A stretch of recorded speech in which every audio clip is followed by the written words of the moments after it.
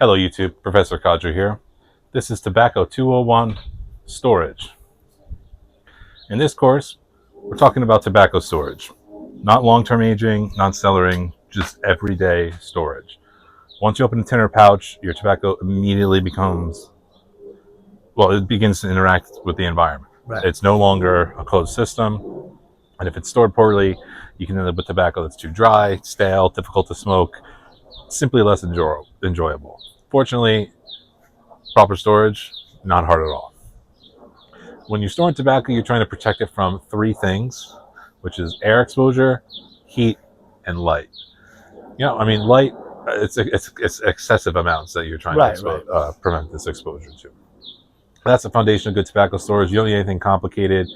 You just need a reasonably airtight container in a stable environment. And if you're going to go through your tobacco quickly enough, the tin it came in is going to be just fine. Before opening a tin, these are generally excellent storage containers because they are airtight. Once open, however, they're not truly airtight. They might stay fresh for a while. Some will begin drying almost immediately. But if you're going to, like I just said, if you're going to finish the tobacco soon, that tin's going to be perfectly adequate. Sure. If not, you might want to consider transferring it. You could use a tobacco pouch, but these are designed for convenience, not long-term storage. Right. They're great for carrying tobacco, daily use, short trips, keeping something handy.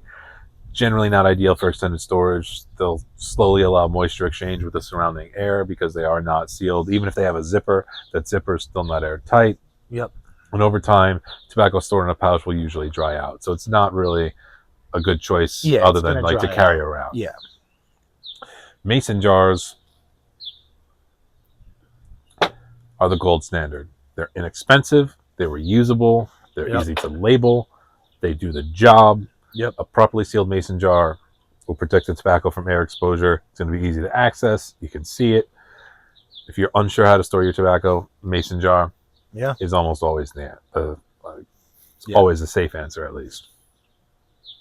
Containers you're going to want to avoid anything with a loose fitting lid, anything with a cracked seal, poor closure system, anything that allows excessive moisture loss. You're talking about a Ziploc bag. Those are, despite the fact that they hold water, they actually are somewhat porous. Right. You know,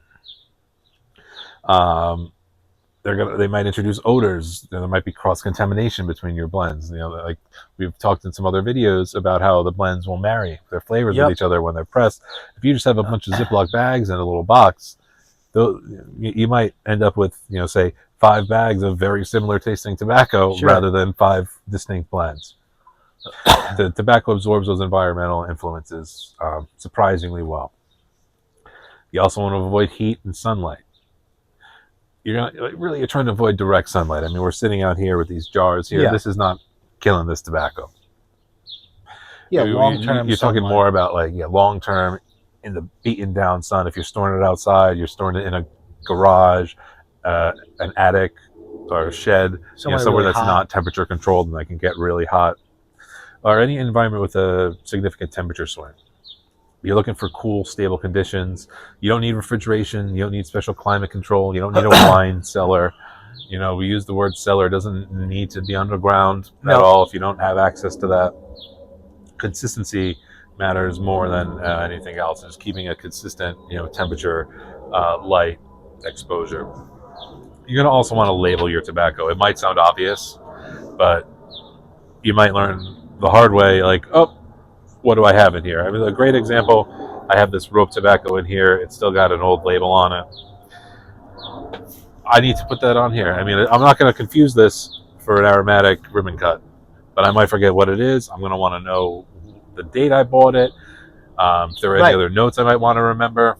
So I'm going to want to label that properly before I forget what that is, especially once the collection starts growing. Mine is pretty substantial.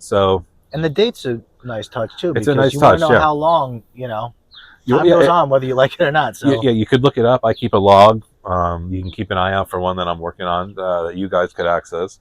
I keep a log of my tobaccos, and I include the date there. But I want that readily available when I'm looking through my collection.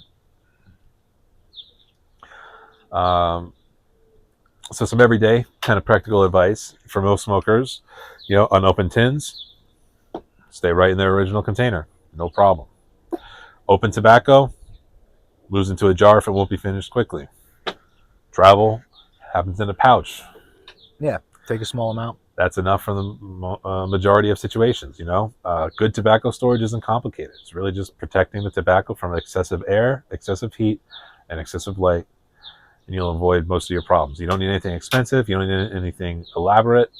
Just a good jar and a little common sense. Yeah, I've definitely left tobaccos in a plastic bag for too long, for months, and you know they dry out. That's the main thing you'll notice. They dry out, and the flavor is we different. will be having a course on rehydration, Yeah. but that's not something you want to really find yourself needing. Yeah, and you can still smoke them, but they're not as good.